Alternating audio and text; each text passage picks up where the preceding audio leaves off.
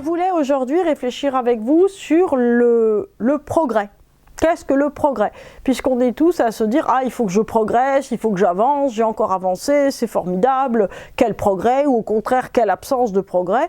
Et en fait, ce qui est assez compliqué, c'est que sur le principe, quand on n'y réfléchit pas, le progrès, c'est quelque chose qui semble complètement évident. On progresse, quoi.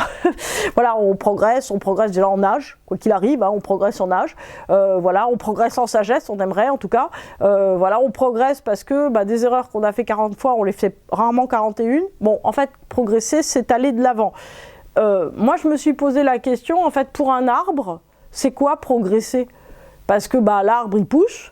À chaque saison, en fait, il a des feuilles, il a des fruits, il fait des branches, et ça ne veut rien dire. Pour un entrepreneur, en fait, c'est plus simple. Progresser, c'est avoir plus de succès, avoir plus de clients et avoir plus d'impôts. C'est-à-dire que plus il a des impôts, plus il progresse. Youpi.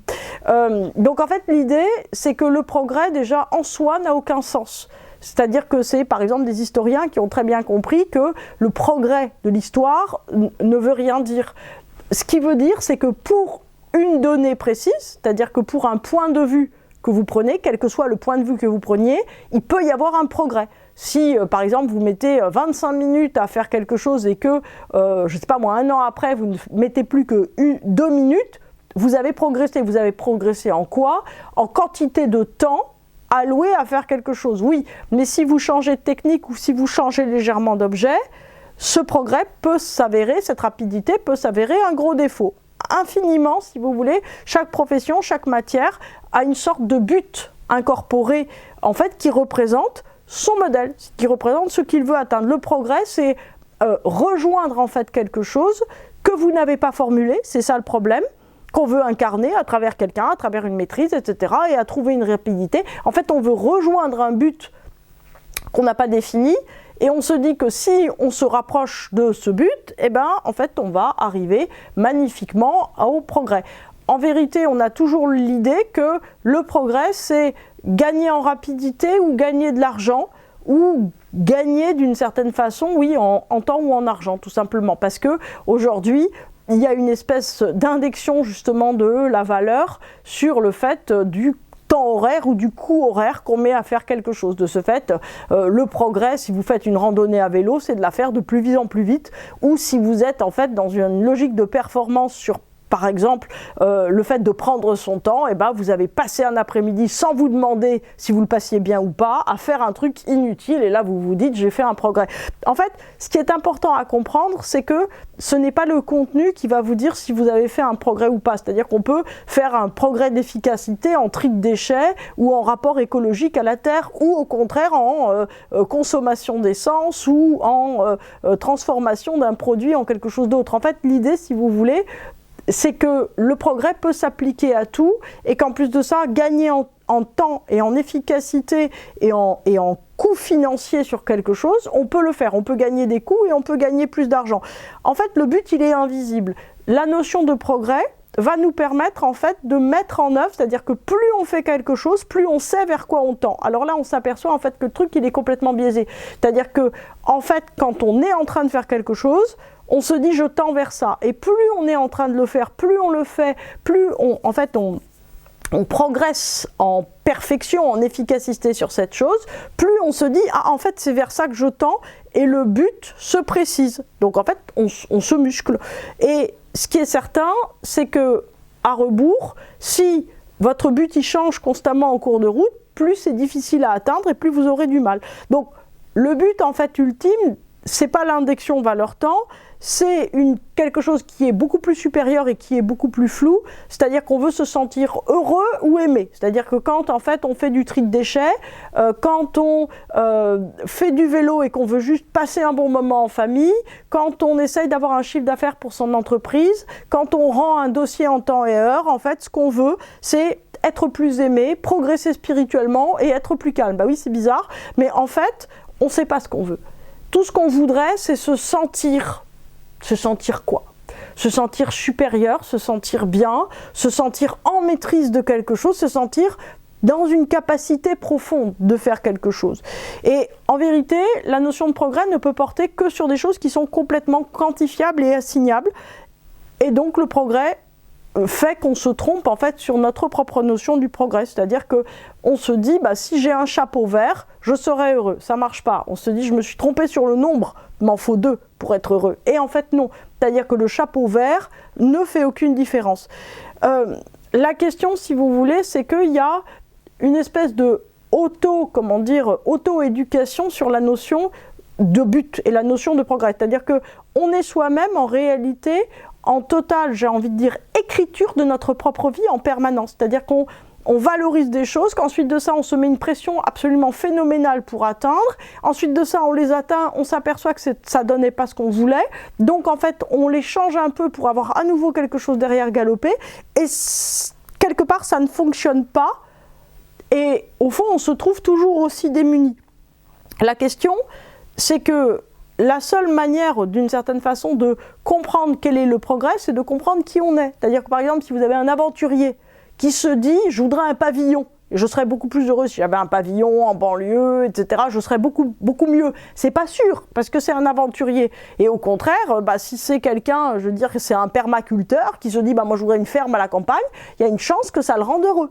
Et en fait, c'est ça qui est important, c'est que c'est la connaissance de soi et la connaissance de ce que vous avez réellement à faire, c'est « connais-toi et le ciel t'appartiendra », qui vous rendra, d'une certaine manière, cette notion de progrès constant qui deviendra quelque chose qui sera réellement porteur de sens. Alors, la deuxième question qu'on peut se poser, donc on voit bien, le progrès est vraiment quelque chose de complètement subjectif, d'une certaine manière, qui dépend complètement de qui vous êtes et non pas de la chose. Ça, c'est une chose déjà qui est très importante, puisque on a tendance à penser que les choses sont porteuses en soi de progrès. C'est-à-dire que vous avez un vélo, vous avez l'impression que le vélo en lui-même va vous dire ce que vous avez à faire. Ou vous avez un programme de tri de déchets, peut-être que c'est ça, mais quel est le but qui est derrière ça?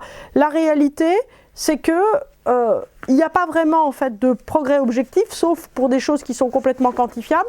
Sauf que si vous voulez, les choses qui sont complètement quantifiables, à un certain moment, tombent de soi. C'est-à-dire que toute progression qui est énorme, par exemple toute start-up qui va à un moment trop grandir, va être obligée d'une certaine façon d'être rachetée pour garder, j'allais dire, sa cohérence. C'est-à-dire que tout ce qui grandit trop perd sa cohérence complètement. Donc, d'un point de vue astrologique, en vérité, il faut sortir du quantifiable. C'est-à-dire que le quantifiable n'est pas quelque chose comme les ressources planétaires qui peut être pris à l'infini. C'est-à-dire que le quantifiable, c'est pas le mieux, c'est pas plus. Le mieux, c'est ce dont on a besoin. De quoi on a besoin? En fait, on a besoin de ce qu'on peut gérer réellement. Par exemple, de combien de maisons avez-vous besoin? Moi, toujours quand on me pose cette question, je dis, ok, mais de combien de corps avez-vous besoin? C'est-à-dire que, est-ce que vous avez, combien de corps vous avez? En général, les gens, ils me disent 1. Oui, ça c'est normal. Donc ça veut dire que, en fait, c'est normal qu'on ait un seul corps et pas plusieurs, parce qu'on ne pourrait pas en gérer plusieurs. De même, si vous avez une garde-robe extraordinairement étendue, à un certain moment, vous la mettez plus. Donc en fait, si vous voulez, loin de vous rendre heureux, la progression à l'infini, le progrès à l'infini, la duplication à l'infini des choses est quelque chose qui finit par vous peser énormément. Donc ça, c'est le premier point qui est important. Donc le progrès, ce n'est pas de la quantité. Le progrès, c'est un sentiment invisible qui se pose en vérité sur quelque chose qu'on fait. Donc, numéro 1, la chose qui est très importante, en fait, c'est numéro 1 de comprendre que astrologiquement, il va y avoir 2 étapes qui vont se faire. La première étape qui est vraiment importante, c'est que c'est la Lune, en vérité, qui nous indique, nous, dans notre thème, ce qu'on valorise. C'est-à-dire que c'est ça qui va porter les valeurs avec lesquelles on est bien. C'est-à-dire que une lune en bélier, par exemple, elle va se dire, moi, ce qui est important pour moi, c'est d'avoir un champ d'action et du renouveau à faire. Une lune en taureau, ça va être de posséder les choses sur lesquelles il peut vraiment s'appuyer. Une lune en gémeaux, c'est une capacité à trouver du nouveau avec des choses qu'il a en main. Une lune en cancer, c'est la filiation avec soi, c'est-à-dire la sensation que les choses viennent bien de soi ou viennent de son histoire pour pouvoir s'y appliquer. Une lune en lion, c'est cette capacité de se dépasser, de se mettre en avant ou de sauver des gens qui est très importante. Une lune en vierge, elle a besoin de se dire qu'elle va apporter quelque chose par le fait de ranger, de gérer, de mettre en ordre les choses. Une lune en balance, vous avez remarqué, je fais le tour cette fois. Une lune en balance, elle a besoin en fait que ce soit toujours à plusieurs, parce qu'autrement les choses, elles n'ont aucune valeur. Une lune en scorpion, elle a besoin de se dire, il y a du nouveau si on approfondit, il y a quelque chose à conquérir, il y a quelque chose à faire. Une lune en Sagittaire, elle a toujours besoin d'avoir un but qui la dépasse pour être entraînée vers quelque chose, d'avoir l'impression que c'est une cause juste, hein. Une lune en Capricorne, elle a besoin de faire seule et de savoir en fait qu'elle va pouvoir apporter quelque chose par elle-même. Une lune en Verseau, elle a besoin constamment de trouver du nouveau. Et une lune en Poisson, elle a besoin de relier affectivement les gens ou les choses avec lesquelles elle fait. Donc ça, la première chose, c'est que le progrès pour la lune, c'est déjà de trouver, on va dire, son aliment exact dans ce qu'elle fait. Ça, c'est la première notion.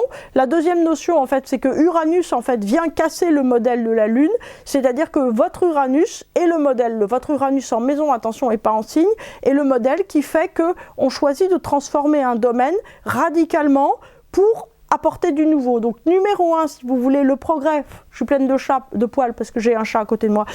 La première chose avec la Lune, c'est d'arriver, si vous voulez, à comprendre que vous posez votre valeur de progrès via la Lune.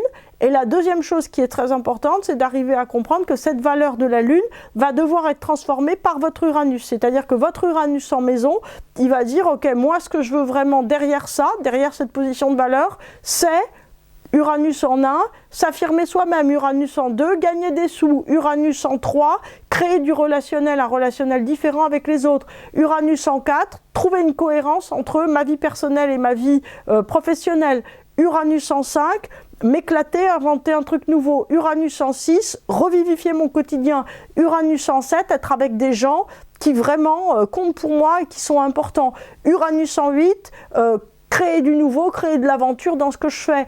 Uranus en 9, créer un modèle de société. Uranus en 10, créer un professionnel avec ce que j'ai.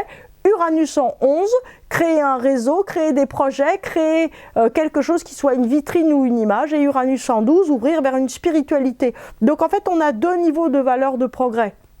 Je récapitule. Numéro 1, un modèle global qui nous enveloppe, qui est celui de la Lune, qu'on trouve assez facilement. Et à un certain moment de notre vie, ce modèle global de la Lune, il ne suffit plus. C'est environ après 36 ans, globalement. Ce modèle global de la Lune ne suffit plus. Il va falloir le modèle d'Uranus, qui va lui venir continuer, pas forcément pulvériser, mais continuer complètement le modèle de la Lune en disant, ok, j'ai des valeurs, mais je les reprends et je les tire dans cette direction. Donc, le progrès, il faut le savoir, ne se voit à rien, sinon à ses fruits. C'est-à-dire que, comment vous voyez que vous avez fait des progrès? Alors, on est toujours heureux hein, quand on se dit « Ah, ben, j'ai réussi à faire 4 tartes et 3 gâteaux en 1 heure. » Magnifique. Mais si vous n'avez personne pour les manger, vous allez être obligé de congeler, ça va être très ennuyeux.